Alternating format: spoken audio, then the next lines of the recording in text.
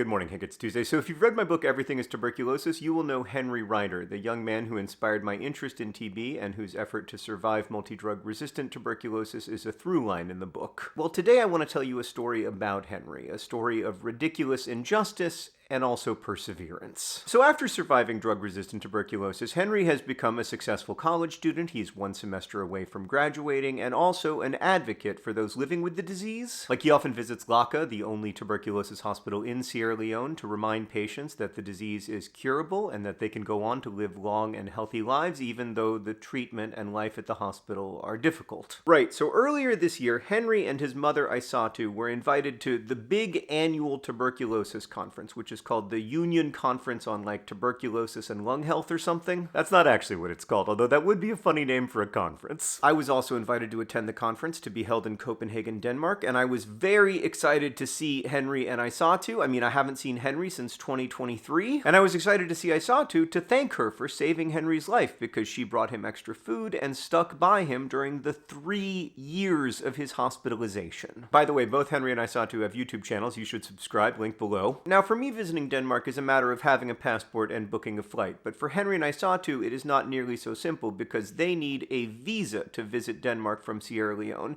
and that visa cannot be acquired in Sierra Leone because there is no Danish consulate there. Instead, they needed to gather endless paperwork and letters of recommendation and so on, and then fly from Sierra Leone to Ghana, where they had to surrender their passports in the visa application process and then apply for a visa to visit Denmark. And then they had to wait at least 15 days. Now, Henry and Isatu could have flown back from Ghana to Sierra Leone and then flown back to Ghana in order to pick up their visas and then flown back to Sierra Leone, but that would have cost about $2,000 US. They decided it was cheaper to just stay in Ghana and wait. But that wait turned out not to be 15 days because they were told at the end of 15 days that their visa applications had not yet been processed and a decision had not been made. Instead, it took around 25 days of waiting in Ghana to find out if they were going to get visas to visit this conference in Denmark. And finally, at the last possible moment, they received their decision, and Isatu was denied a visa to visit Denmark and just had to fly back to Sierra Leone without one. Why was she denied?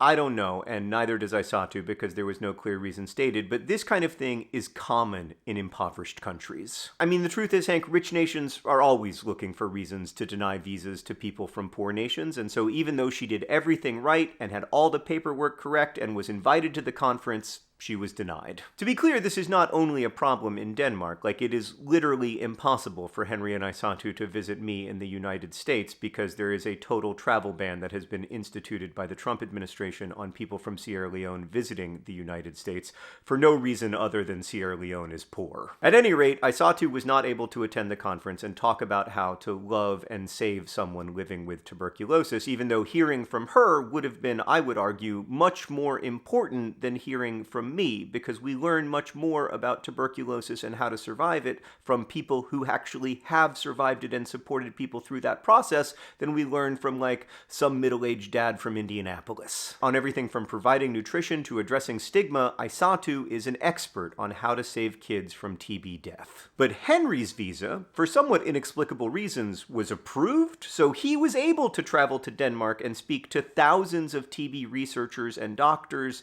about his experience. It's really awesome to be alive again. It was not easy. He was able to celebrate his mother and his doctors and stand in for all those with TB who couldn't be there, including the 1.2 million people who died needlessly of that disease just last year. He spoke beautifully and passionately and with astonishing confidence, and we got to share meals together, and I found out that he's a fan of K-pop, and we went to an art museum together, and in general, it was just a magical, wonderful week. But still, I'm pretty frustrated that Isatu wasn't there, and I'd argue that visa injustice is actually related to the TB crisis in at least 2 ways. First, both TB and visa injustice are a reminder that poverty is expensive. I incurred a lot of expenses trying to get Isatu to the conference, so did the conference itself, but that's nothing compared to the expenses incurred by Henry and Isatu, right? Because they lost not just money, but the most valuable commodity of all, time. They lost time for educational opportunities and for work. They lost years of time to tuberculosis, and then they lost more time to visa injustice. Poverty is expensive because it costs so much time and money to navigate systems that are built to exclude the poor. Like, I spoke to a mother in the Philippines recently who spent over $100 getting her son diagnosed with tuberculosis.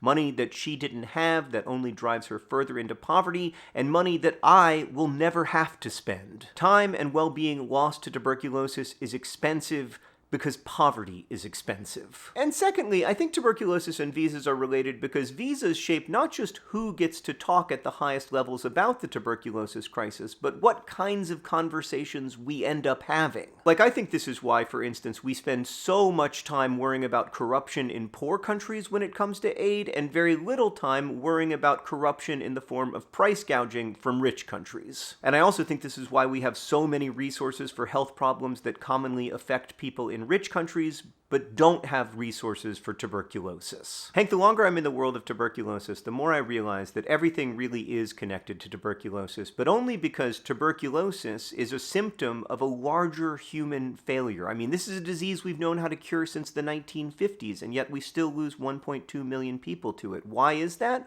Well, partly because the disease is hard to cure, but mostly because we've failed to build systems that treat all human beings as equal. And Isatu's absence at the conference this week reminded me of that. Hank, I'll see you on Friday.